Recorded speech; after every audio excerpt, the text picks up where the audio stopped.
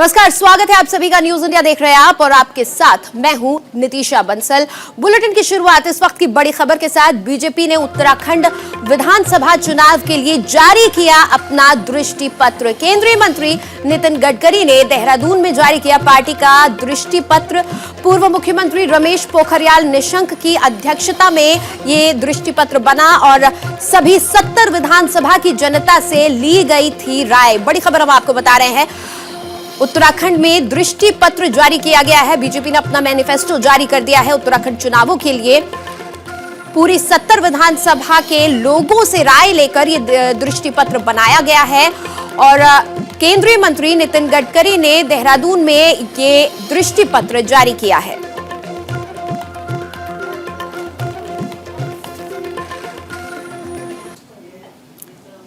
और मेरे साथ जुड़ चुके हैं हरिद्वार से संजय पुंडेर, सीधा उनसे बातचीत करते हैं। संजय, दृष्टि पत्र नाम से ये मैनिफेस्टो लाया गया है। बहुत जरूरी है ये चुनाव, क्योंकि जो मुख्यमंत्री धामी हैं उनको बहुत कम वक्त मिला है अपने आप को साबित करने के लिए। क्या कुछ कहा गया है इस दृष्टि पत्र में? देखिए, निश्चित तौर पर जिस तरह से विजय संकल्प यात्रा निकालकर उत्तराखंड की 70 विधानसभाओं से जनता के सुझाव लिए थे और आपने देखा है कि गढ़वाल मंडल और कुमाऊं मंडल से विजय संकल्प यात्रा का दौरा किया गया था और एक उसमें सुझाव पेटी भी रखी गई थी, जिसमें करीब उत्तराखंड की 70 विधानसभाओं से करीब 78,000 से ज्यादा जो जनता के सुझाव आए थे। और आज बीजेपी ने ये अपना दृष्टि पत्र यानी घोषणा पत्र जारी कर दिया है। देखते हैं कि किस तरह से इसमें जनता के हितों में बात कही गई है, ये देखने वाली बात होगी। लेकिन तमाम जो वायदे हैं, जनता से वायदे हैं, उत्तराखंड में सत्ता पाने के लिए भारतीय जनता पार्टी पूरी तरह तैयार है। और ये जो घोषणा पत्र है, ये पूर्व मुख्यमंत्री निशंक और प्रदेश अध्यक्ष मदन कौशिक समेत तमाम बड़े चेहरे यहाँ मौजूद है। हालांकि अभी कार्यक्रम चल ही रहा है। जी नितिशा जी, इस वक्त रोहित भी मेरे साथ देहरादून से जुड़ चुके हैं। रोहित, ये देखा जा रहा है कि पूरी ताकत झोंक दी है बीजेपी ने भी इन चुनावों में, क्योंकि एक तरफ कांग्रेस है। उत्तराखंड में ये देखा गया है, एक बार बीजेपी एक बार कांग्रेस आती है, लेकिन इस बार आप भी पूरी कोशिश कर रही है उत्तराखंड की जनता का मन जीतने की।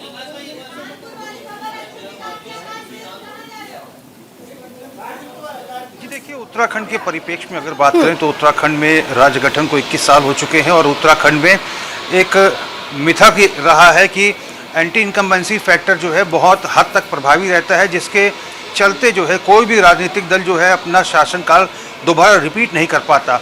और इस बार भारतीय जनता पार्टी का शासनकाल रहा और भारतीय जनता पार्टी का पूरा प्रयास है, चूँकि 2017 के विधानसभा चुनाव में भारतीय जनता पार्टी को अनप्रेडिक्टेबल मतलब अनएक्सपेक्टेड 57 सीटें मिली थी और कांग्रेस मात्र 11 सीटों तक सिमट गई थी। अब भारतीय जनता पार्टी ने अपना चुनावी नारा रखा है कि 60+ सीटें और युवा सीएम, ये स्लोगन के तहत जो है इस आगामी विधानसभा चुनाव में भारतीय जनता पार्टी जा रही है। इस समय एक निजी होटल में मैं मौजूद हूं और यहां पर कार्यक्रम चल रहा है। केंद्रीय सड़क परिवहन एवं राष्ट्रीय राजमार्ग मंत्री नितिन गडकरी इस समय कार्यक्रम में मौजूद हैं और साथ में जो भारतीय जनता पार्टी के दृष्टि पत्र समिति के जो संयोजक हैं, पूर्व सीएम और पूर्व केंद्रीय शिक्षा मंत्री डॉक्टर रमेश पोखरियाल निशंक, वो मौजूद हैं। प्रदेश अध्यक्ष मदन कौशिक मौजूद हैं और इसके साथ ही पूर्व सीएम त्रिवेंद्र सिंह रावत, पूर्व सीएम तीरथ सिंह रावत मौजूद हैं। हालांकि मुख्यमंत्री अभी नहीं पहुंच पाए हैं, क्योंकि मुख्यमंत्री का लैंसडाउन में एक जनसभा थी और डोर टू डोर कैंपेनिंग था, जो भारतीय जनता पार्टी के प्रत्याशी हैं दिलीप सिंह रावत के पक्ष में। और संभवतः कुछ देर में मुख्यमंत्री भी इस कार्यक्रम में पहुंचेंगे। कार्यक्रम चल रहा है अभी और कार्यक्रम में जो दृष्टि पत्र जारी होने वाला है उसको लेकर जो है लगातार जो है किन किन मुद्दों को लेकर भारतीय जनता पार्टी ने जनता से जो फीडबैक लिया है सुझाव के माध्यम से। बिल्कुल जी, रोहित आप हमारे साथ बने रहिए। इस वक्त सीधा हम रुख करेंगे रामपुर का, जहां पर सीएम योगी इस वक्त एक वर्चुअल रैली को संबोधित कर रहे हैं। फायर स्टेशन हो, डिग्री कॉलेज हो, पेयजल की सुविधा उपलब्ध करवाने का कार्य हो, पुल और पुलिया के निर्माण का हो, सड़कों के चौड़ीकरण का हो, या फिर मार्गों के निर्माण और उनके सुदृढ़ीकरण का हो, पॉलिटेक्निक हो, बाढ़ नियंत्रण से जुड़े हुए कार्य हो, विद्युत सब स्टेशन हो, लगभग 1200-1300 करोड़ रुपए की लागत से सरदार बलदेव सिंह ओलक एक विद्युत सब स्टेशन बिलासपुर में लगवाए हैं। चाहे वह एनएच के निर्माण का हो, राजकीय पॉलिटेक्निक, हर घर नल की योजना या फिर भाइयों बहनों मंडी समिति के निर्माण का हो, ये सभी कार्यक्रम युद्ध स्तर पर आज वहां बनाए जा रहे हैं। इसके साथ ही चाहे वहां पर संचालित होने वाले विकास के वे सभी कार्य जो आज वहां पर तेजी के साथ आगे बढ़ रहे हैं, भाइयों बहनों, ये किसी से छुपा हुआ नहीं है। आज मैं आप सबसे यही आह्वान करूंगा कि 2017 के पहले किसानों की उपज सरकार खरीदती नहीं थी, और अगर खरीदारी होती भी थी तो वह बिचौलियों के माध्यम से। आज सरकार किसानों से सीधे उपज खरीदती है और पैसा किसान के खाते में जाता है। भाइयों बहनों, ये सरकार विकास के बड़े बड़े प्रोजेक्ट भी लेके आ रही है। कहीं चीनी मिलों का निर्माण हो रहा है, कहीं हाईवे का निर्माण हो रहा है, कहीं एयरपोर्ट का निर्माण हो रहा है, कहीं मेडिकल कॉलेज या डिग्री कॉलेज का निर्माण हो रहा है। ये विकास के कार्यक्रम एक निरंतर चलने वाली प्रक्रिया का पार्ट है, और भारतीय जनता पार्टी की डबल इंजन की सरकार विकास और सुशासन के प्रति प्रतिबद्ध रहते हुए निरंतर इस अभियान को लेकर के आगे बढ़ रही है। आज जब मैं बिलासपुर के अपने आप सभी मतदाता भाइयों बहनों से मैं संवाद बना रहा हूं, मेरी आप सबसे अपील है कि भाइयों बहनों, ये विकास का कार्य आज जो प्रदेश के अंदर हो रहा है, यह कार्यक्रम एक अनवरत चलने वाली प्रक्रिया का हिस्सा है। हमें नहीं भूलना चाहिए कि विकास के कार्य तभी सार्थक होंगे जब सुरक्षा और कानून व्यवस्था की बेहतर स्थिति होगी। आज से 5 साल पहले की स्थिति क्या थी? कोई सुरक्षा का माहौल नहीं था, अराजकता चरम पर थी, अव्यवस्था थी, गुंडागिर्दी थी। विकास की योजनाओं का लाभ पिछली सरकारों के इत्र वाले मित्र खा जाते थे। पैसा विकास योजना में नहीं लग पाता था। बेटियों की सुरक्षा पर स्वयं समाजवादी पार्टी के गुंडे खतरा बने हुए थे। तो सीएम योगी आदित्यनाथ अपनी सरकार में किए गए विकास कार्यों को गिनवा रहे थे, किस तरह से एयरपोर्ट्स का निर्माण हो रहा है, चीनी मिलों का निर्माण हो रहा है, सुरक्षा के लिहाज से क्या कुछ किया जा रहा है, युवतियों को सुरक्षा मुहैया कराई जा रही है, तमाम जो उपलब्धियां हैं अपनी सरकार की वो गिनवा रहे थे। ये सीएम योगी आदित्यनाथ दरअसल एक वर्चुअल रैली को संबोधित कर रहे हैं। अब एक बार फिर हम करेंगे उत्तराखंड की बात, जहां पर दृष्टि पत्र जो है आज घोषित किया जा रहा है। बीजेपी का मैनिफेस्टो है ये 2022 के लिए, उत्तराखंड के चुनावों के लिए। वहां क्या कुछ हो रहा है उसके बारे में बातचीत करने के लिए रोहित के पास हम सीधा चलेंगे। देहरादून से मेरे साथ रोहित जुड़े हुए हैं। रोहित, पेटियों में बंद सुझाव आए थे, 70 विधानसभा के तमाम लोगों से रायशुमारी की गई थी। क्या कुछ रायशुमारी निकल कर आई है? क्या कुछ सुझाव मिले हैं? कुछ जानकारी मिल पा रही है?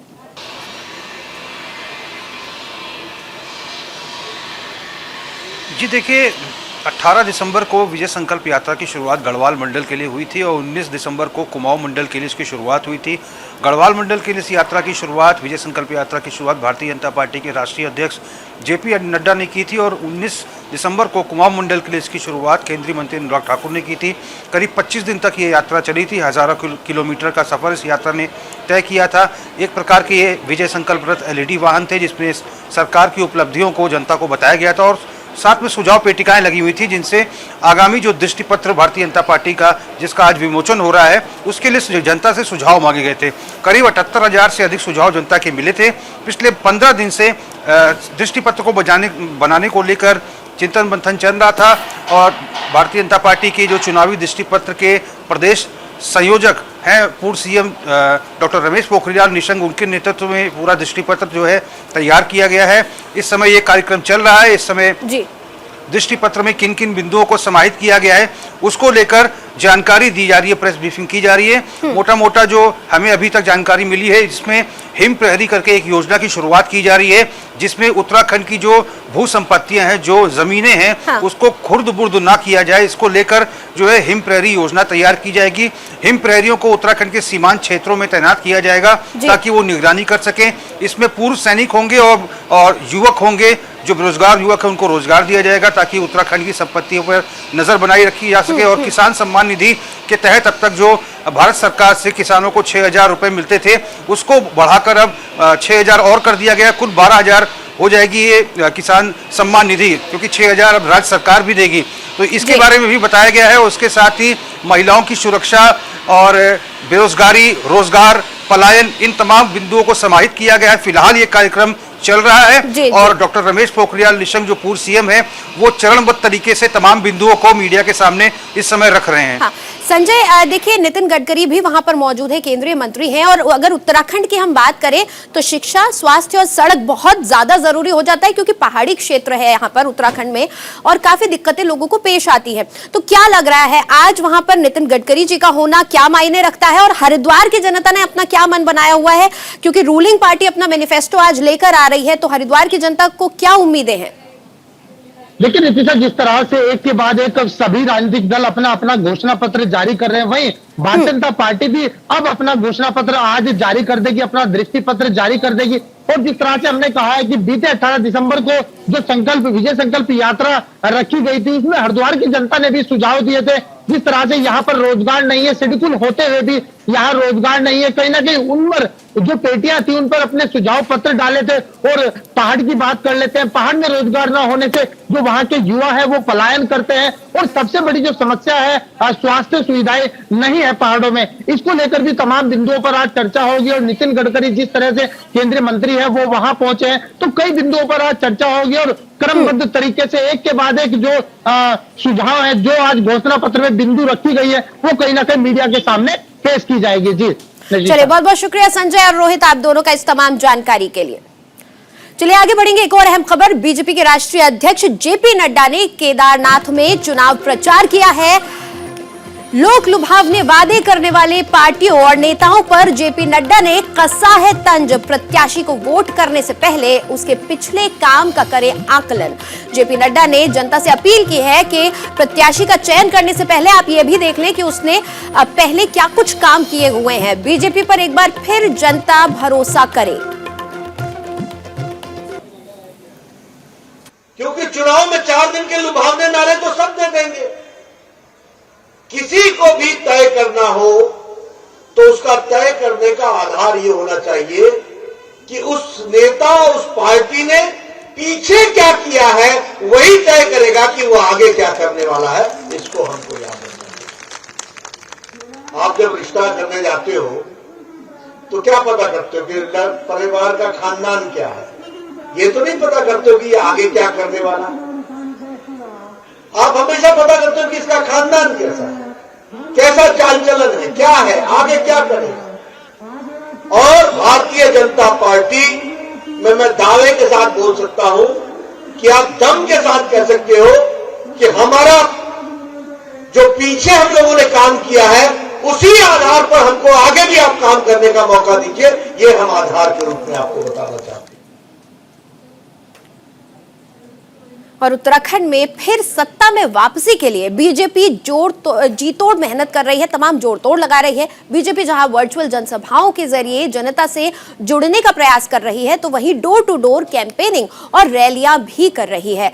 बीजेपी की चुनावी रणनीति को लेकर उत्तराखंड के पूर्व सीएम तीरथ सिंह रावत से खास बातचीत की हमारे संवाददाता रोहित विक्रम सिंह ने। इस समय हमारे साथ न्यूज इंडिया पर उत्तराखंड के पूर्व मुख्यमंत्री और वर्तमान में पौड़ी संसदीय सीट से सांसद तीरथ सिंह रावत जी मौजूद हैं। बेहद ही सरल स्वभाव के हैं, इनसे जानने का प्रयास करते हैं इस बार चुनाव में जीत कितनी सुनिश्चित लग रही है। कल पौड़ी जनपद में ही प्रधानमंत्री नरेंद्र मोदी की श्रीनगर में जनसभा है, कितनी तैयारी है सर? कल प्रधानमंत्री मोदी जी का श्रीनगर के अंदर आगमन है, भव्य दिव्य तैयारियां चल रही हैं।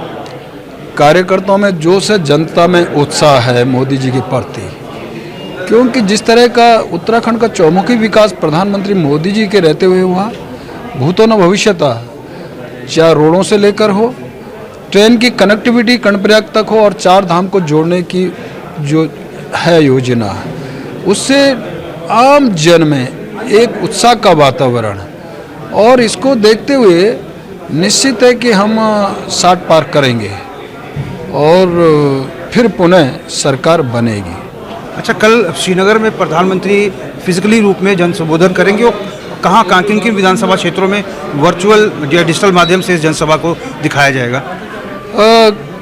कल का जो कार्यक्रम माननीय प्रधानमंत्री मोदी जी का श्रीनगर के अंदर है, और श्रीनगर एक ऐसा केंद्र है जो कि पूरी गढ़वाल की राजनीति को और कई विधानसभाओं का केंद्र बिंदु, तो उससे श्रीनगर के अंदर ही नहीं तो उसको इस दृष्टि से देखा कि गढ़वाल के हिसाब से तो चमोली, रुद्रप्रयाग और पौड़ी की 4 विधानसभाएं हैं। इवन कीर्ति देवप्रयाग नगर भी वर्चुअल जुड़ेंगे, और ऐसे सभी 7-8 विधानसभाओं के हमारे जो प्रतिनिधि हैं वो भी वहाँ उपस्थित होंगे। तो बड़ा ऐसा एक पूरा लोकसभा की दृष्टि से भी कह सकता हूँ कि उसका एक उस पर प्रभाव पड़ेगा।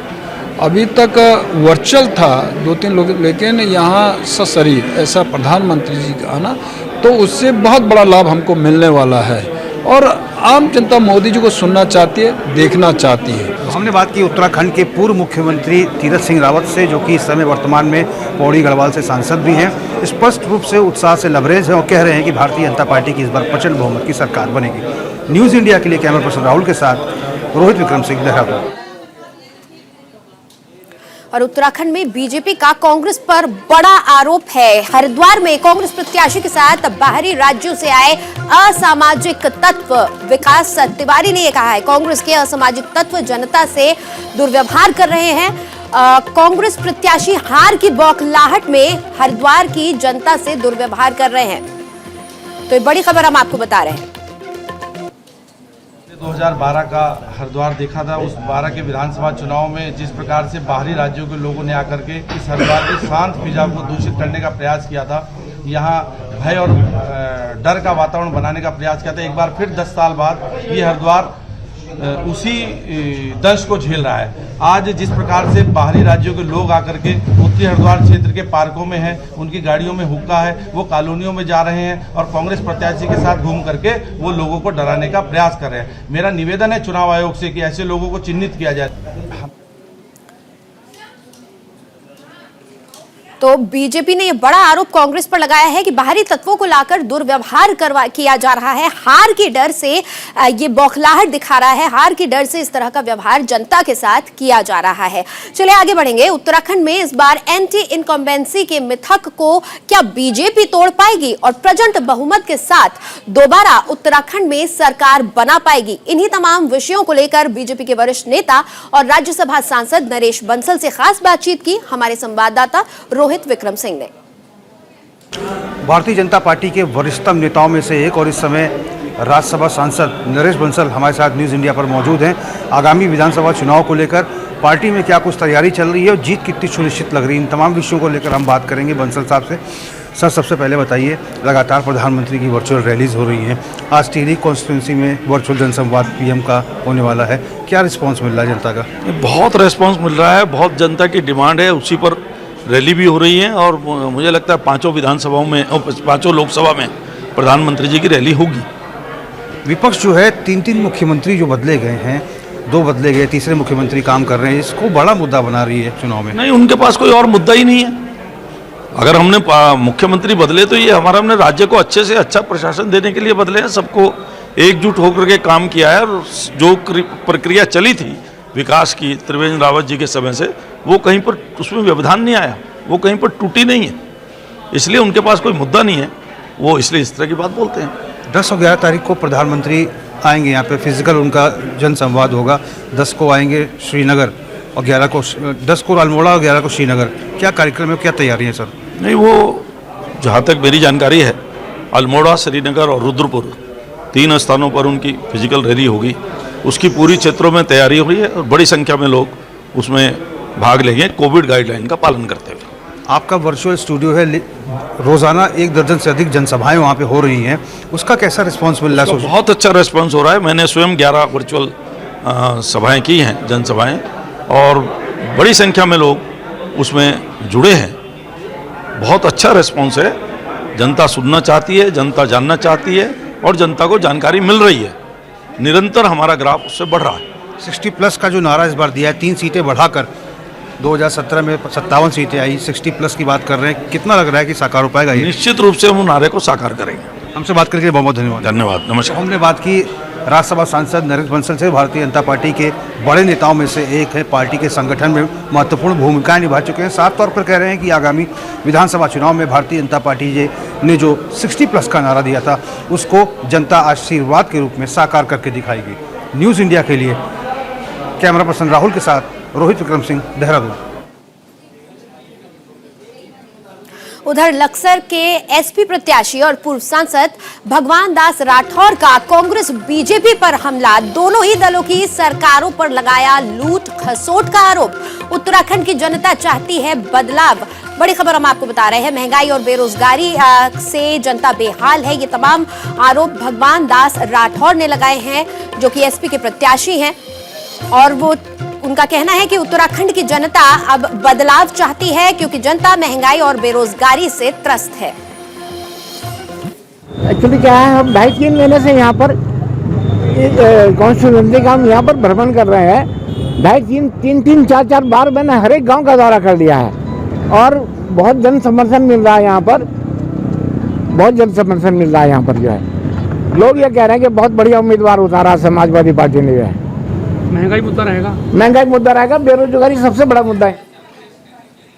एक और बड़ी खबर, रक्षा मंत्री राजनाथ सिंह ने फिल्म पुष्पा से सीएम धामी की तारीफ की है। धामी को कांग्रेस ने समझा फ्लावर, लेकिन अपना पुष्कर फ्लावर तो है ही, फायर भी है। तो फिल्म पुष्पा के डायलॉग का इस्तेमाल कर सीएम पुष्कर सिंह धामी की तारीफ की है राजनाथ सिंह ने। हमारा पुष्कर सिंह धामी न झुकेगा और न ही रुकेगा। बड़ी खबर, रक्षा मंत्री राजनाथ सिंह ने फिल्म पुष्पा के अंदाज में की सीएम पुष्कर की तारीफ। जहां तक हमारे उत्तराखंड के मुख्यमंत्री का प्रश्न है वो बहुत ही सरल है, बहुत ही सौम्य, और उनका नाम भी पुष्कर है। आजकल एक फिल्म चल रही है, उसकी चर्चा खूब चारों तरफ हो रही है। फिल्म का नाम है पुष्पा और हमारे मुख्यमंत्री का नाम है पुष्कर। मगर यह पुष्कर सुनकर कांग्रेस के लोग समझते हैं कि यह पुष्कर तो फ्लावर है, फूल है। लेकिन मैं कांग्रेस के दोस्तों को बताना चाहता हूं, अपना पुष्कर फ्लावर भी है और अपना पुष्कर फायर भी है। यह कांग्रेस को समझना चाहिए। और हमारा पुष्कर धामी ऐसा है कि हमारा पुष्कर धामी न झुकेगा न किसी भी सूरत में रुकेगा। हमारा पुष्कर सदा आगे बढ़ता रहेगा। चलिए आगे बढ़ेंगे। राजस्थान के पूर्व डिप्टी सीएम और कांग्रेस नेता सचिन पायलट उत्तराखंड में चुनाव प्रचार करने पहुंचे। सचिन पायलट ने कांग्रेस प्रत्याशियों के लिए मांगे वोट, डबल इंजन सरकार को बताया हर मोर्चे पर फेल। उत्तराखंड की जनता चाहती है बदलाव। सचिन पायलट ने जनता से मांगे वोट। महिलाओं को प्रोत्साहन दिया जाएगा, नौकरियां मिलेंगी। उत्तराखंड को पीछे धकेला गया है, बार बार मुख्यमंत्री बदलकर अपनी नाकामी को स्वीकार भाजपा ने किया है और इस प्रदेश के अंदर भारी बहुमत के साथ कांग्रेस पार्टी विजयी होगी, ऐसा मुझे पूरा विश्वास है। आपने कहा मुख्यमंत्री बदलने का काम किया सरकार ने, फिर नाकामी भाई अगर मुख्यमंत्री बदला है और बार बार बदल रहे हैं तो कहीं ना कहीं मिस गवर्नेंस हुआ है। जो आपने वादे किए सब कागज पे रह गए हैं। जो घोषणाएं कर रहे हैं प्रधानमंत्री और मुख्यमंत्री चुनाव से पहले कर रहे हैं, लेकिन 5 साल में ना किसान को उचित दाम मिला है, महंगाई आसमान छू रही है, बेरोजगारी ऐतिहासिक हो गई है। जनता बदलाव चाहती है, बदलाव हो। और अब बात करेंगे मौसम की। मौसम विभाग ने उत्तराखंड में कई क्षेत्रों में बारिश और बर्फबारी की संभावना जताई है। ऊंचाई वाले इलाकों में भारी बर्फबारी और मैदानी इलाकों में बारिश की संभावना बताई गई है। पश्चिमी विक्षोभ के एक्टिव होने से मौसम के मिजाज में बदलाव आएगा। मौसम विभाग ने पर्यटकों से यात्रा के दौरान सावधानी बरतने की अपील की है। उत्तराखंड के लिए मौसम की बात करें, आज फिर से एक दिन के लिए उसका प्रभाव यहाँ पर दिखने को मिलेगा और उसकी वजह से 9 तारीख में मध्यम बारिश जो है और बर्फबारी भी, तो वो करीब करीब अधिकांश जगहों में उत्तर प्रदेश में देखने को मिलेगी। बर्फबारी का जहाँ तक सवाल है वो 2500 मीटर या उससे अधिक ऊंचाई के जो क्षेत्र है वहाँ पर ही रहेगा। तो 10 तारीख से मौसम साफ हो जाएगा और फिर से जो धूप है वो खिलेंगी और जो तापमान भी है वो भी वापस है आप देखेंगे कि नॉर्मल के आसपास आने शुरू हो जाएंगे। और उसके बाद भी मौसम की बात करें 10 से लेकर अगर 15 तक की मैं बात करूं तो उसमें भी मौसम करीब करीब पूरे जो प्रदेश में है वो साफ रहने वाला है। यही कहूँगा कि चुनाव का टाइम भी जैसे है 12, 13, 14 की अगर बात करें तो उसमें भी बिल्कुल क्लियर मौसम है। 15 को थोड़ी बहुत बदली छा सकती है या इक्का दुक्का हाई रिचेज में जो है इक्का दुक्का जगहों में हल्की बारिश बर्फबारी 15 तारीख में देखने को मिल सकती है, लेकिन 14 तारीख तक मौसम बिल्कुल साफ रहेगा। तो इस वीक में आप ये देखेंगे कि जहाँ तक मौसम की बात है तो वो साफ रहने वाला 10 से लेके 15 तक, और तापमान भी वो ग्रेजुअली अब बढ़ते जाएंगे धीरे धीरे। और फिलहाल रुकेंगे एक ब्रेक के लिए, आप बने रहिए न्यूज इंडिया के साथ।